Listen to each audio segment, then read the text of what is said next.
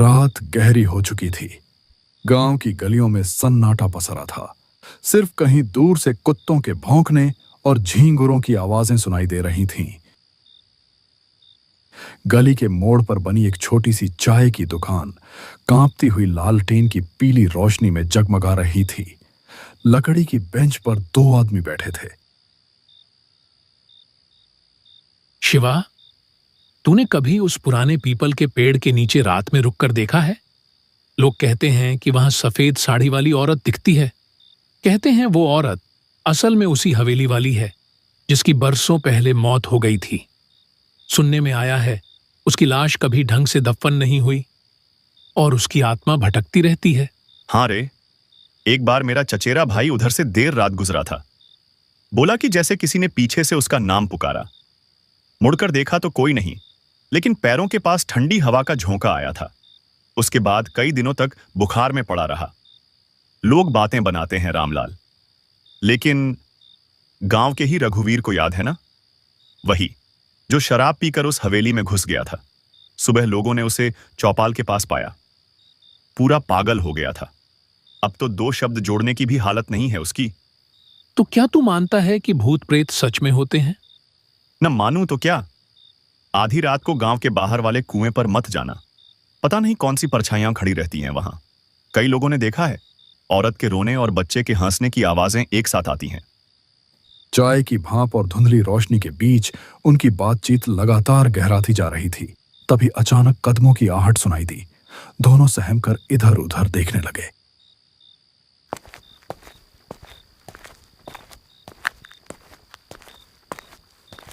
गांव के सन्नाटे को चीरता हुआ उनका तीसरा दोस्त वहां आ पहुंचा। उसका चेहरा थका और बुझा हुआ था, मानो किसी अनजानी यात्रा से लौटा हो। वह पास आकर बैठ गया। कुछ देर का सन्नाटा छाया रहा। अरे तू आ गया, चल अब माहौल बनेगा। तू ही हमें कोई डरावनी कहानी सुना दे। तू तो हमेशा ऐसी कहानियां सुनाता है कि नींद उड़ जाती है।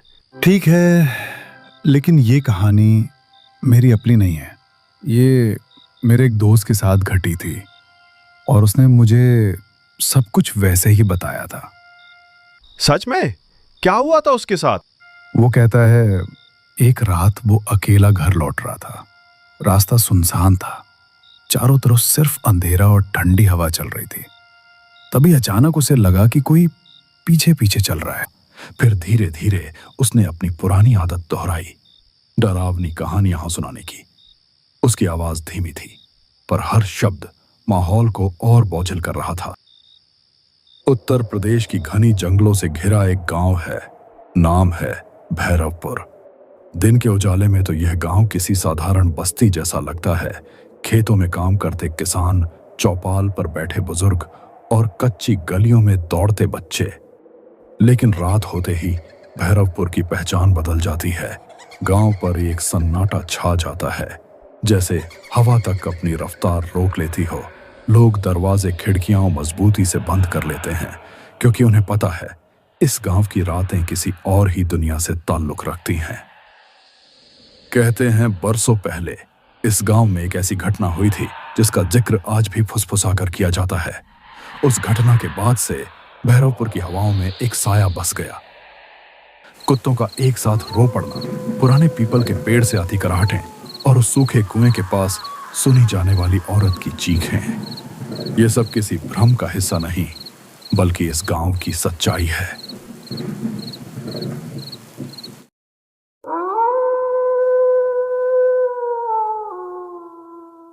रात का वक्त था, लगभग 10:30 बज रहे थे।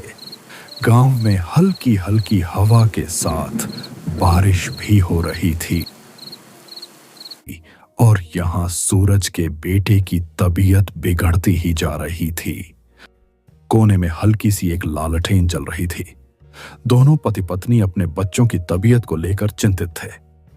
सूरज का मन तो था कि वह अपने बेटे को शहर के अस्पताल में ले जाए, लेकिन गांव वालों से उसने जो सुना था उसे सोचकर उसकी रूह कांप जाती थी कि कहीं उसके साथ भी कोई अनहोनी ना हो जाए।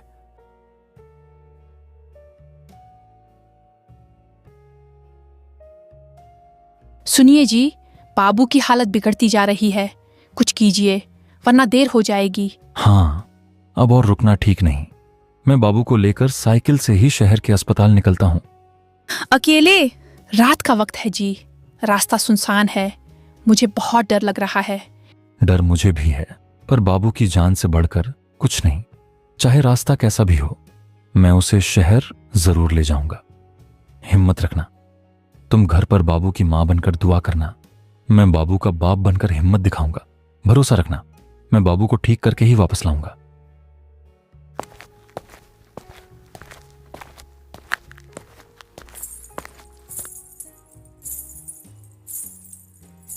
उस रात एक पिता अपने बेटे की जान बचाने के लिए एक ऐसे खौफनाक सफर पर निकल पड़ा था जहां कदम कदम पर खतरा था। इस गहरे अंधेरे के बीच साइकिल चला रहे सूरज के मन में डर बढ़ता जा रहा था। इस डर का कारण था शहर की तरफ जाने वाला यह इकलौता रास्ता। बारिश अब और तेज हो चुकी थी। बूंदें सूरज के चेहरे पर पड़कर जैसे उसे बार बार चेतावनी दे रही थीं, लेकिन उसके पास ठहरने का वक्त नहीं था। बेटे की सांसें भारी हो रही थीं।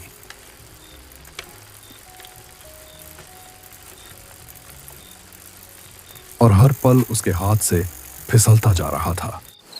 रास्ता सुनसान था। दूर दूर तक सिवाय काले अंधेरे और बारिश की आवाज के कुछ नहीं था। यह वही रास्ता था जिसके बारे में गांव में कई कहानियां सुनी जाती थीं। लोग कहते थे कि इस रास्ते पर रात में कोई परछाई चलती है, कोई अजीब सी परछाई जो साथ साथ चलती है और अचानक गायब हो जाती है। सफर अभी बहुत लंबा था, इसीलिए सूरज अपनी साइकिल तेज चला रहा था ताकि वह जल्दी शहर पहुंचकर अपने बेटे की जान बचा सके। लेकिन अब बारिश बंद हो चुकी थी।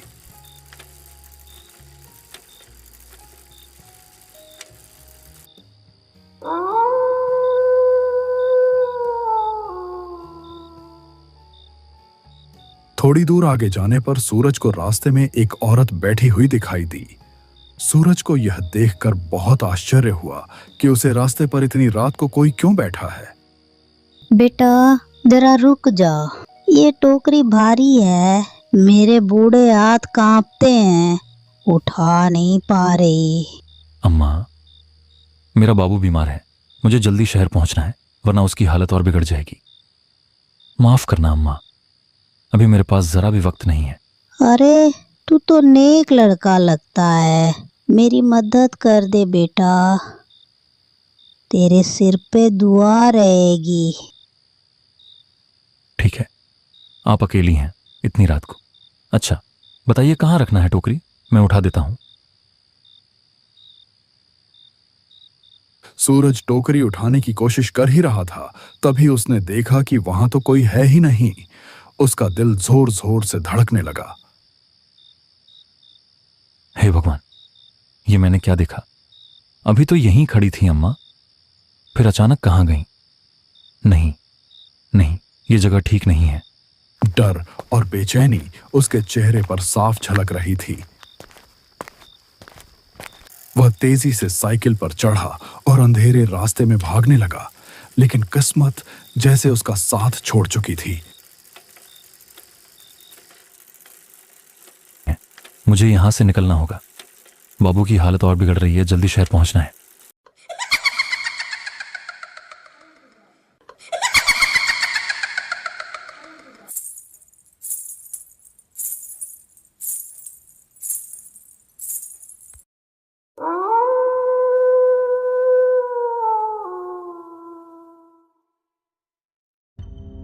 अचानक उसकी पुरानी साइकिल की जंग लगी चेन जमीन पर गिर गई।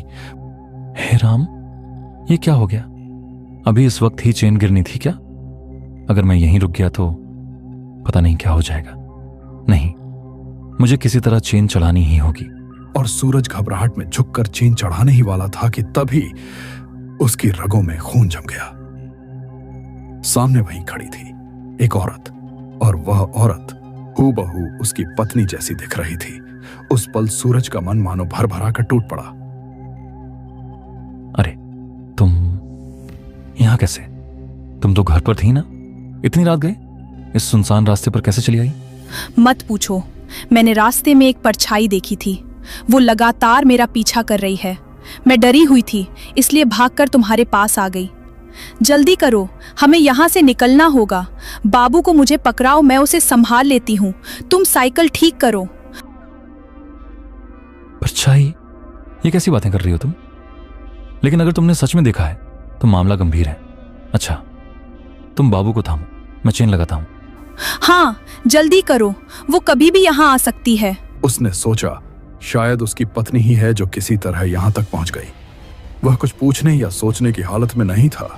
थकान, डर और बच्चे की बीमारी ने उसकी समझ को कुंद कर दिया था। उसने बिना शक किए अपने बीमार बेटे को उस औरत की बाहों में थमा दिया। सूरज जल्दी से साइकिल संभालकर आगे बढ़ गया।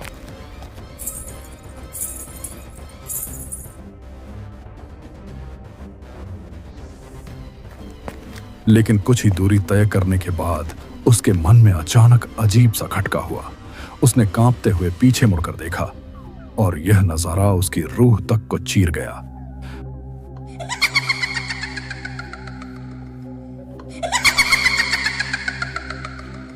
वहां उसकी पत्नी नहीं थी, सामने वही था जिससे गांव के बुजुर्ग हमेशा चेतावनी देते आए थे, छलावा। उसका असली भयानक रूप अब सामने था और उसकी पकड़ में सूरज का छोटा सा बाबू था। मेरे बाबू को छोड़ दे, ये मेरा बच्चा है। तू इसे क्यों ले आई? ओ मां, मैंने तो तुझे अपनी पत्नी समझा था। आंसू बारिश के कतरों के साथ मिल गए और उसकी दौड़ती हुई सांसें पागलपन की हद तक तेज हो गईं। वह ठोकर खाता, गिरता, फिर उठता और भागता रहा। उसके सीने में सिर्फ एक ही बात थी, किसी भी तरह बाबू को बचाना है। डर अब भी था, लेकिन उस डर के नीचे छिपा पिता का हौसला कहीं ज्यादा बड़ा था। मेरा बाबू मुझे लौटा दे। नहीं, ऐसा मत कर, मैं तुझसे हाथ जोड़ता हूं। मेरे लाल को कुछ मत करना, उसे मुझे दे दे। सूरज बेतहाशा अंधेरे में अपने बच्चे को ढूंढ ही रहा था। उसके कदम कांप रहे थे, दिल की धड़कनें तेज होती जा रही थीं। तभी उसकी नजर सामने पड़ी। वहां टूटी फूटी पगडंडी के बीच वही चुड़ैल बैठी थी। उसकी गोद में वही बच्चा था जिसे सूरज अपनी जान से भी ज्यादा चाहता था।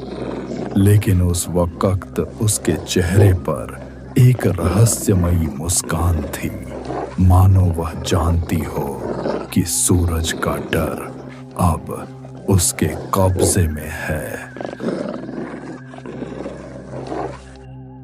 नहीं, ऐसा मत कर, मैं तुझसे हाथ जोड़ता हूं। मेरे लाल को कुछ मत करना, उसे मुझे दे दे। हे भगवान, अब मैं क्या करूं? किससे मदद मांगूं? हे भगवान, मेरा बाबू मुझसे मत छीनो। वो तो मेरी सांसों की डोर है, उसके बिना मैं जिंदा नहीं रह पाऊंगा। ओ परछाई, तुझसे मैं डरता नहीं, मगर मेरा लाल तेरा नहीं है। वो मेरी रूह का टुकड़ा है, उसे लौटा दे। अगर मेरी जान चाहिए तो ले जा, पर मेरे बाबू को छोड़ दे। मैं अपनी आंखों की रोशनी भी तुझ पर वार दूंगा। बस मेरा बच्चा मुझे लौटा दे। छलावा ने अपनी लाल आंखें चमकाईं। वह जैसे ही बाबू को चोट पहुंचाने के लिए अपना काला हाथ उठाता, तभी अचानक अंधेरे को चीरती हुई मोटरसाइकिल की तेज हेडलाइट उधर आ पड़ी।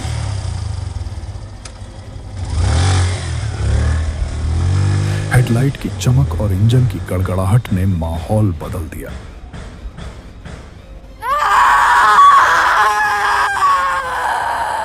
छलावा ने चीख मारी और अगले ही पल धुएं की तरह गायब हो गया। बाबू उसकी पकड़ से छूटकर जमीन पर गिर पड़ा। सूरज ने दौड़कर अपने लाल को उठा लिया, कांपते हाथों में उसे सीने से चिपका लिया और आंसुओं से उसका चेहरा भीग गया। आसमान से बरसती बूंदें अब उसे डरावनी नहीं लग रही थीं, बल्कि जैसे राहत का आशीर्वाद बनकर बरस रही थीं।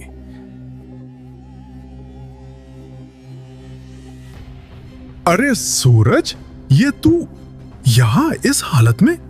और ये तेरी आंखें लाल क्यों हैं? भाई, तू सही समय पर आया, वरना मेरा बाबू, मेरा लाल मुझसे हमेशा के लिए छिन जाता। किसने छीना था? कौन था यहां? वो कोई औरत नहीं थी, वो तो छलावा था। उसी ने मेरी आंखों के सामने मेरी पत्नी का रूप बनाकर मुझे धोखा दिया और मेरे बाबू को लेकर भाग गया। भाई, मैं मर ही गया था डर से। ये तो तेरी बाइक की आवाज थी जिसने उसे भगा दिया, वरना मेरा सब कुछ खत्म हो जाता। छलावा, हे भगवान, मैं तो रास्ते में बस अंधेरे में कोई साया देख रहा था, तभी मैंने गाड़ी तेज कर दी। अच्छा हुआ जो मैं यही रुक गया।